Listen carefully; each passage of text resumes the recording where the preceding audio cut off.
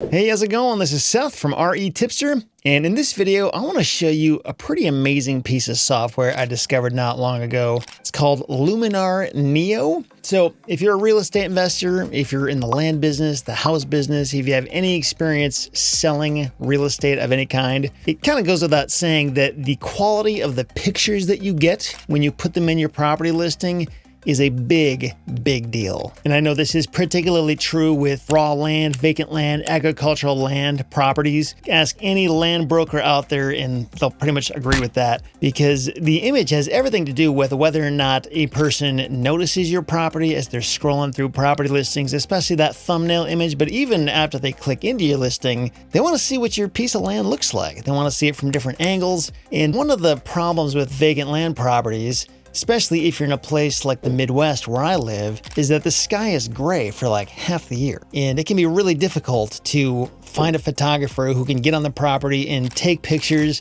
that actually look good. And even if you do have a professional photographer who does everything right and gets the composition perfect from all the right angles, it still isn't gonna look that good if the sky is gray, or if it's taken at the wrong time of day from the wrong angle with the sunlight facing the wrong direction and all this stuff. It can be very challenging to get pictures that look good, especially when you hire an unskilled photographer who just goes out there and takes pictures with their phone. Then it's really hard. So what are we supposed to do about this? You know, like, how are we supposed to sustainably find photographers and new locations who can consistently get out there and get good pictures regardless of where the property is or what time of year it is? Well, honestly, I'm not convinced that there is a sustainable, repeatable way to get consistent quality all the time. But the good news is you don't really have to if you have the right software in place to take any picture of any parcel of land and make it look a whole lot better. And one way to do this is with Photoshop, but the problem with Photoshop is it's expensive, and even if you do have it, most of us have no idea how to use it. If I were to get into Photoshop right now, I would have no idea what I'm doing. It would take me days, if not weeks, to get trained on it. I don't have time for that. But there is a different software that is much simpler, and it's perfect for this application when you want to take outdoor landscape photos and make them look way better than the original product that comes out of your camera or your phone. So one of the great things about this software is that it's very inexpensive. It's not free, but for what it can do, it does not cost a lot at all, especially if you or a member of your team are consistently using this. At the time of this recording, if you go through the Retipster affiliate link, that's retipster.com/Neo, you can get access to this at a pretty nice discount. Sometimes it's a big discount, sometimes it's a little discount depending on when you click through that link. But either way, you should be able to get it at some kind of discounted price if you go through the Retipster affiliate link. Again, retipster.com/NEO. And I know there are other services out there. I've talked about one called Box Brownie in the past, which is basically like a done-for-you service where you take your images and you upload it to them and they do what I'm about to show you here. And that's significantly more expensive than having this software. And as I'm going to show you in just a minute, this software is super easy to use, and in a matter of seconds, you can make your images look way better. So let's dive into the software now, shall we? All right, so once you open up this software for the first time, yours is probably going to look a little bit different than mine. What I did when I bought mine was I got some of these sky presets, and I'm going to explain why in just a minute. And I also signed up for these things over here. You're probably not going to see these things in the right sidebar on your version, the HDR merge, focus stacking, and upscale thing. And for the most part, you don't really need any of these, so don't worry about it. But the right sidebar on yours will probably look a little bit different, and you should see whatever stock images come in your catalog, which will probably be things like this down here. These are just images that come with every copy of it, and if you get the sky backgrounds, those should be there too. But up here, so these 5 at the top are images that I imported, and I'm going to import another one right now just so you can see how easy this is. So this picture right here, this is a picture of a property I had a few years ago, and right here, you can kind of see from this image that, like, it could be great, but it's not really, because the sky is all kind of gray and blown out. The coloring isn't really there. This picture doesn't really pop, but you can tell, like, this is a pretty good view, but it just isn't really showing the view in its best light. But we can do that really easily just by changing the sky and making some other very minor tweaks that, as you'll see in a second, make a world of difference. So all you gotta do is go up here to the top where it says Edit, and right over here we're gonna click on Tools, and it's gonna show you a bunch of options over here on the right.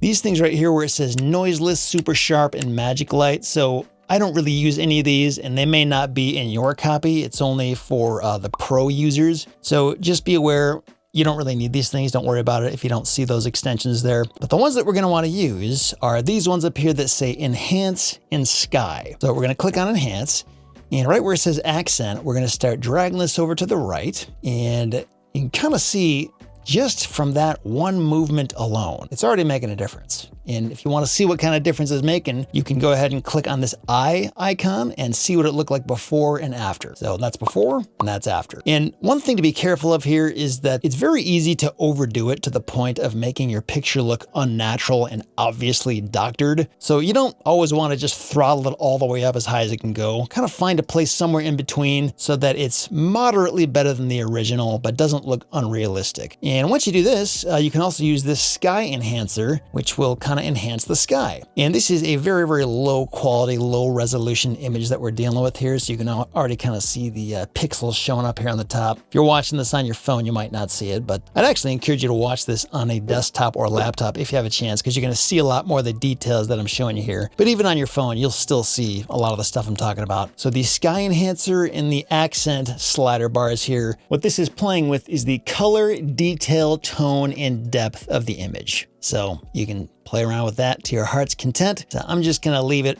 right about here in the middle. I think that looks good enough. So right there, that was a very minor change that we just did. You can already see it starting to look better. Now this is where it gets really cool though. So the sky adjustment, and this is an AI tool, and you'll kind of see why in a second. So what you can do here is go and find any one of these skies and just put it over the picture, and you'll see immediately what a difference this makes. So let's pick this one right here. There you go. So now there's a new sky there. We can pick any one of these things. You can see that. We can see this. We can see this kind of thing. We can even make it look like it's a sunset or something like that. Let's try this one out. And, you know, as you're going through this, you're going to notice that some of them look a little bit more natural than others. Some of them are going to look a little bit more obviously fake. So find one that, you know, looks reasonably real. So this one I think looks pretty decent. But you don't have to stop here. And no matter what sky you pick, there are other things you can do to make it look more real if it doesn't look real just by default. So automatically when you pick a sky, I think it's always going to land on 20 or wherever it thinks it looks most realistic. But you can move this around and kind of change the lighting a little bit. And it's kind of subtle, but you can kind of see how it changes in the foreground there. And let's see, we can also change the sky orientation. I haven't even tried this yet, but let's see what that does. Oh, cool. So you can sort of change where those clouds show up. We can also change the vertical position. Looks like we can change the horizontal position. So you can really do whatever you want. If we go up here again and hit this eye icon, we can see before, after. Before, after. We can also do it down here with this little slider and just sort of go back and forth. You can see the difference it makes. And we're not even done yet. Like, this is just a few of the things we can do to any image. Now, as I've been playing around with Luminar Neo, I've found that there are a few of these essential tools that I use a lot, and then some of them I basically never use. So I'm going to show you which ones that I would recommend you go ahead and pin to your favorites just so that you can get access to them and find them really quick. So one of them is Develop. So I'm going to right click here and add it to favorites. Also Erase, I'm going to add that to favorites. Structure, we're going to add that one too. And then Landscape, we're going to add that one. And Relight and Atmosphere, Sun Rays, and Toning. And that's pretty much it. If you're a photographer who takes pictures of like people or different situations, then some of these other ones will probably be useful to you. But for landscape photography or getting good property pictures, you don't even need all these ones. These are just the ones that I've found myself using most often depending on the image. So another one we can do here is Erase. And this is one where you got to be kind of careful because it is possible to overdo this to the point of like misrepresenting your property. So for example, you wouldn't want to like erase a structure or like a fence or a giant tree or something that is literally part of the property. You don't want to make it look like something it's not, but similar to something like a sky, where it's like a sky isn't really part of your property and it's always changing anyway. So changing the sky is not misrepresenting anything. With the erase tool, there's certain things you can erase that are totally fine. And it doesn't really matter if you erase those things or not. So for example, let's say this little tree branch over here. So this is not really a problem at all in my opinion, but let's pretend it was. Like, let's just say say it was a dead tree with dead branches and it looked bad, or it was a power line that was in the way, something like that. Very easy to erase that stuff. So once you click on this erase thing, it's going to give you this little tool and you can just drag it around anything that you want to erase from the picture, you know. Show you how that looks. Cover up this whole branch that we want to not be there anymore. I'll spot 2, and then we'll click erase. And look at that, it's pretty much gone. Now you'll notice there is like this little stuttering portion of the image over here, which kind of looks bad in my opinion. And it looks like there was a little piece of that branch that didn't go away. So we could try to do this again, see if it looks any better. So that kind of smooths it out a little bit. And to the average person just scrolling through listing images, like they're totally not going to notice that. And so, you know, it's just a nice way to get rid of objects in the image that you might not want there. Again, you can see this before and after thing and see what you just changed there. Very, very simple. Now I want to show you another example where that erase tool can come into play, and that is with power lines. So this is just an image I got from Unsplash. It's just a free, you know, royalty-free image. I got it because there's a bunch of power lines in there, and you can use that same tool over here. Let's go back to erase, and they have an actual button to remove power lines, because sometimes power lines are just in the way and they clutter up the image and they kind of detract from what you're trying to see. All I gotta do is click remove power lines, and there you go. Look at that, even the bird disappeared. Looks like for whatever reason it couldn't take care of this one, so we're just gonna use that same erase tool to highlight this thing and take it out. See what happens. There you go. I can kind of see a little bit of a remnant from where that was, but again, the average person is not going to notice that. And look how clean it is where all those power lines were. And that's another thing. If you ever do have something in your image that you just don't want to be there, you can use this crop tool right here and just crop the thing out. It's not hard at all. And there we go. Now we've got our new image. And also at any point, if you want to go back and see all the historical edits you did to a picture, just go right up here to the top of the right sidebar and click edits, and you can see all the edits you did. And if you made like 10 edits, you'll see 10 little things here, and you can undo any one of them or all of them. It's up to you. You can get pretty precise with the edits that you do and don't want included in your image. Now I'm gonna show you some other cool things. So let's do this one right here. I know where I live, it's a very, very common to get properties that are in a wooded setting like this. And you know, this is a pretty decent picture, but what if you wanted it to look a little bit differently in some way? Well, aside from the sky stuff, which isn't really going to work that well here because there isn't much sky in the background, something else we could do is we could click on sun rays here, and we could add some sun rays here. It looks like the sun is shining through the trees, and you can totally bring it to a level that does not look natural at all. Don't go too crazy with it. We can change the sun rays length if we want to. We can change the penetration a bit. We can change the overall look up and down. So lots of stuff you can do here. And we can also do a similar thing with the atmosphere. So we could add some fog to the scene, and fog is going to be sort of up in the sky. We could also make this layered fog, which makes it further down towards the ground. And this is one of those things that may or may not help your picture. I mean, you don't really want to obscure details and make it so that people can't see the stuff that they want to see. But if it just makes it look better, then, you know, play around with it and use your own discretion. You could also do mist, or you could do haze. You get the idea. And we can also change the depth of it and how far it goes, all that stuff. And we can also relight this a bit. So the brightness of the image, we could change the brightness of the foreground here by bringing it all the way to the right, or we could make the foreground a lot darker. Say if there's something ugly in the foreground or some kind of detail that we just don't really want to show off, we could just, you know, make it darker. We're not like changing what's on the property. We're just changing how you can see it and making it look as good as we possibly can without trying to be dishonest about what a person would be buying. Down here for landscape, so dehaze. So we could almost try to like get rid of the haze a little bit, or we could change it to golden hour, which is like sunrise, sunset. That kind of looks nice right there. Or we could do this foliage enhancer, which is just going to take anything green in the picture and make it look a lot more green. And at this point, it looks ridiculously overdone. So I'm not going to do that. This picture already looks pretty decent as it is, so I'm not really going to mess with that. But if you had something where you just wanted to make the green pop a little bit more, you could use that. So structure, we could take this and add a little bit more vibrance and detail to a lot of the stuff that's in the foreground there. Or we could kind of detract from that and almost like not show it as much. And whatever we pick here, we can also like boost it. And the way this works is that the amount slider bar is going to affect every single pixel in the image, whereas the boost is just going to affect the finer details. There you go. It's up to you, however you want to do that. And you know, as you'll kind of notice here, it just depends on the picture. Some pictures need more of one thing than the other. It's not like you want to have a standard set of changes and apply it to everything, but you could do that. And I'll show you how to do that too. Like, let's say you have 10 pictures that you basically took from the same spot and you just went in a circle and took pictures all the way around you. And it's kind of a cloudy day, so like the angle of the sun doesn't really matter that much. You just want to take those same edits that you made on one picture and apply them to a bunch of pictures at once, or just like save it for the future. Well, all you'd have to do is go over here and click on Actions, this drop-down thing, and whatever edits you made, again, all the edits are over here. You would just click on Actions, and then Save as Preset. And you can call this whatever you want. And then what you can do is go back to your catalog, and you'll notice that any images that have these little toggle switches on them, those are ones that you have messed with a little bit in terms of changing the edits and that kind of thing.